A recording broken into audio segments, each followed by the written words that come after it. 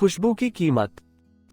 सालों पहले एक भिखारी नंदा नगरी में भूख से तड़पने के कारण खाने के लिए कुछ मांग रहा था। तभी उसे एक व्यक्ति कुछ रोटियां दे देता है। अब भिखारी रोटी के लिए सब्जी की तलाश में पास के ही एक पंडाल में पहुंचता है। वहां भिखारी रोटी के लिए पंडाल के मालिक से थोड़ी सी सब्जी मांगता है। भिखारी को देखते ही गुस्से में पंडाल का मालिक उसे भगा देता है। दुखी भिखारी किसी तरह मालिक की नजरों से बचते हुए पंडाल की रसोई में पहुंच जाता है। वहां उसे कई तरह की लजीज सब्जियां दिखती हैं। गर्म गर्म सब्जियों से भाप निकल रही थी। भाप को देखकर भिखारी के मन में हुआ कि अगर रोटियों को इस भाप के ऊपर रख दिया जाए तो सब्जी की खुशबू उनमें मिल जाएगी। फिर रोटी में भी सब्जी का स्वाद आने लगेगा और सब्जी की जरूरत ही नहीं पड़ेगी। यह सब सोचते हुए भिखारी रोटी पर सब्जी डालने की जगह उन्हें सब्जी से निकलने वाले भाप के ऊपर रख देता है। तभी अचानक वहां पंडाल का मालिक आ जाता है और भिखारी को सब्जी चोरी करने के लिए पकड़ लेता है। भिखारी उससे कहता है कि मैंने सब्जी नहीं चुराई है, मैं सिर्फ सब्जी की खुशबू ले रहा था। मालिक भिखारी को धमकाते हुए कहता है कि अगर तुमने सिर्फ खुशबू ली है तो तुम्हें उस खुशबू की भी कीमत चुकानी होगी। डरी हुई आवाज में भिखारी उससे कहता है, मालिक मेरे पास कुछ भी नहीं है जिससे कि मैं खुशबू की कीमत चुका सकूं। तब पंडाल मालिक उसे पकड़कर मुल्ला नसरुद्दीन के दरबार ले जाता है।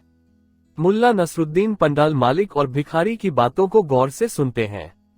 दोनों की बातें सुनने के बाद मुल्ला कुछ देर सोचकर पंडाल मालिक से कहते हैं कि तुम्हें अपनी सब्जी की खुशबू के बदले पैसे चाहिए।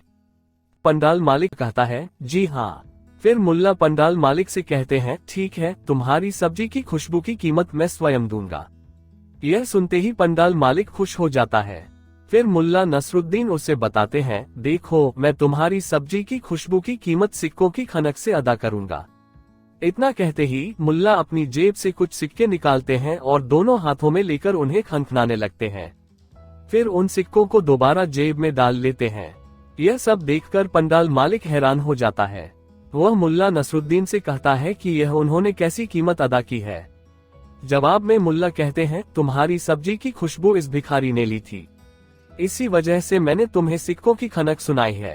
अगर इस भिखारी ने सब्जी ली होती तो तुम्हें कुछ सिक्के जरूर मिलते। मुल्ला का जवाब सुनकर पंडाल मालिक आंखें चुराते हुए वहां से चला जाता है। भिखारी भी खुशी खुशी अपने रास्ते निकल जाता है। कहानी से सीख। बुद्धि और चतुराई से हर समस्या का हल निकाला जा सकता है, जैसा इस कहानी में मुल्ला नसरुद्दीन ने पंडाल मालिक के साथ किया। तो दोस्तों बस इतनी सी ही थी आज की कहानी।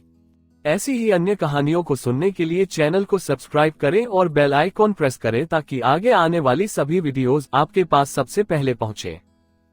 मिलते हैं इसी तरह की एक और कहानी के साथ, तब तक के लिए धन्यवाद।